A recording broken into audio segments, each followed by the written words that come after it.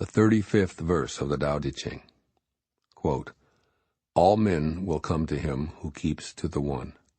They flock to him and receive no harm, for in him they find peace, security, and happiness. Music and dining are passing pleasures, yet they cause people to stop. How bland and insipid are the things of this world when one compares them to the Tao. When you look for it, there's nothing to see. When you listen for it, there's nothing to hear. When you use it, it cannot be exhausted." Unquote. Living beyond worldly pleasures. Take a few moments before listening to the rest of this chapter and ask yourself the following question. When I think of pleasure, what activities really come to mind? And how do I distinguish between what I find enjoyable and what I don't? Generally, pleasure is described as something experienced by the senses and available here in the world of form. Perhaps you experience it in a sumptuous meal, in your favorite music, or on the golf course. But it's most certainly a welcome, motivating force for you. Problems can occur, however, when such pursuits become the primary focus of life. In other words, an emphasis on worldly pleasures can quite easily create an imbalance in your system, leading to upset and disease.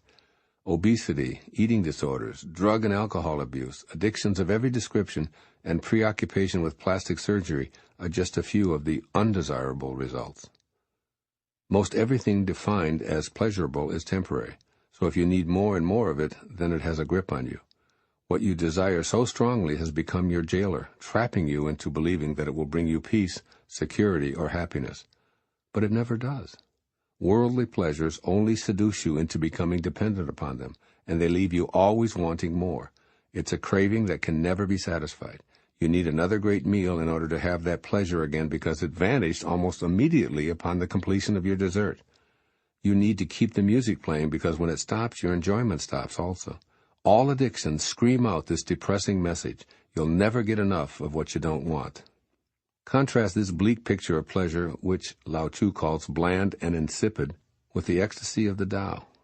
Just for a moment, imagine having the perspective of the Tao as you listen to this verse, and see if you can change the way you look at this idea of pleasure. The benefits of having a concept that harmonizes with the Tao are outlined in the opening lines. All people will flock to you, and they'll find peace, security, and happiness when they do.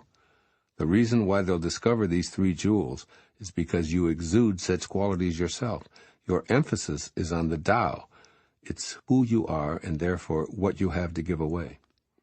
You are now changing the way you look at things, so your idea of pleasure shifts beyond the worldly nudges of your senses. You taste your food, but you're in awe of the magic that produced the delectables you're eating, as well as the perfection of this incredible cycle that continues in the elimination and reuse of what you've consumed. The constant behind this ever-changing world becomes your new source of pleasure, expressed in the wonder and bewilderment you feel. Yes, of course you continue to enjoy your meals, but your pleasure is in being at one with what allows it all to transpire in the first place. You know that you can't find, hear, or see, or touch the source, yet it's always available and can never be depleted. The music that you hear isn't the Tao. The Tao is the invisible energy that fills the empty spaces that gives you so much joy. And that happiness you feel is the eternally available and longed-for pleasure of transcending the physical limitations of a human body. Touching the Tao is way beyond any of the sensory pleasures that we somehow believe will satisfy that longing for transcendence. Addictions become impossible because you're no longer trying to get worldly pursuits to satisfy you. It's like realizing that you can fly when you've been walking faster and faster, but never getting enough speed or altitude. You kept trying to satisfy a natural longing to be aloft through the pleasure of rapid walking. Now you observe the way nature flows. You clearly see it never asking for more, never using up more, and absolutely never demanding that it be provided with more than is necessary to maintain a perfect balance. The realm of passing pleasures is no longer your central place of self-identification. You're at peace, feeling secure and happy because you've changed your worldview to include the infinite Tao. How could addictions ever compare to this? Imagine a heroin addict believing that peace, security, and happiness are available with an inexhaustible supply of opiates. That scenario is impossible because the pleasure that drugs brings lasts but a few seconds, and then the opposite of peace, security, and happiness clicks in. The addict keeps trying to fly by running faster. Ultimately, he comes to despise his life and destroy himself in the process.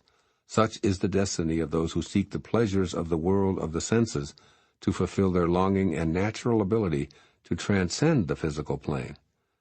Here's what Lao Tzu is offering you in this profound verse of the Tao Te Ching. First, notice the eternal bliss that's always with you, even when the delicacies are out of sight. Change your way of thinking of yourself as a totally physical being, instead recognizing that worldly pleasures that tend to be overdone are attempts to transcend the physical, which isn't going to happen without tapping into your natural connection to the Tao. Stop equating sensory delight with the Tao-inspired bliss that's available to you every moment. Enjoy all that you experience through the senses.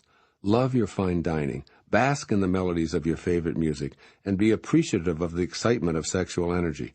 But notice that this is all coming from your sensory self, which is happily adaptable to this world.